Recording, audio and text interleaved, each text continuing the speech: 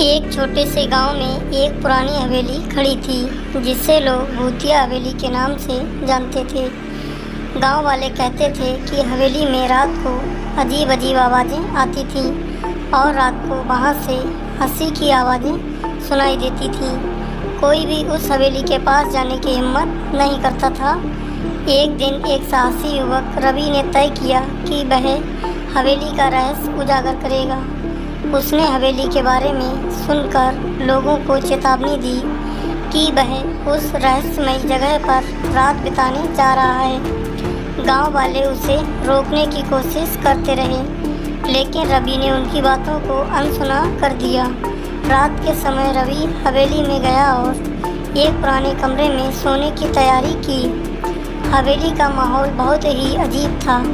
हवा में ठंडक थी। जैसे ही रवि सोने लगा, अचानक हवेली में अजीब अजीब आवाज़ें सुनाई देने लगीं। उसने महसूस किया कि कमरे का दरवाज़ा धीरे धीरे से खुल रहा है।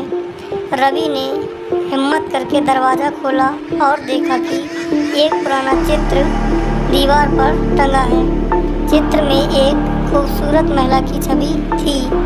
रवि ने देखा कि चित्र की आंखें उसकी ओर देख रही थीं।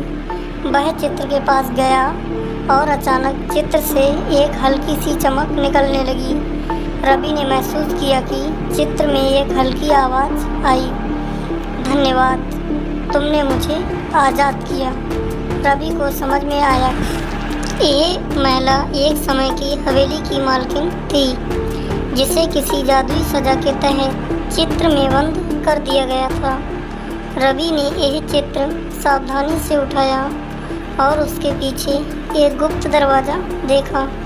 दरवाज़ा खोला तो वहाँ एक पुराना संदेश मिला, जिसमें लिखा था कि हवेली की आत्मा को आज़ाद करने के लिए कोई सच्चे दिल से प्रयास करे।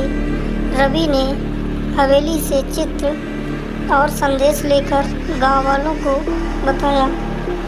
सभी ने मिलकर हवेली को ठीक किया और वह आत्मा शांति से सुकून पा सकी। गांव वालों ने रवि की बहादुरी की सराहना की और हवेली की रहस्यमयी बातें सबके सामने आईं। इस घटना के बाद हवेली में कोई अजीब आवाज़ें नहीं आईं और गांव वाले अब बहुत खुशी खुशी रहते थे। रवि ने यह सीखा कि कभी कभी रहस्यों के पीछे सच्चाई छिपी होती है और साहस और समझदारी से हम उन रहस्यों को उजागर कर सकते हैं। Thank you for watching this story. कृपया इस कहानी को लाइक और शेयर करना ना भूलें।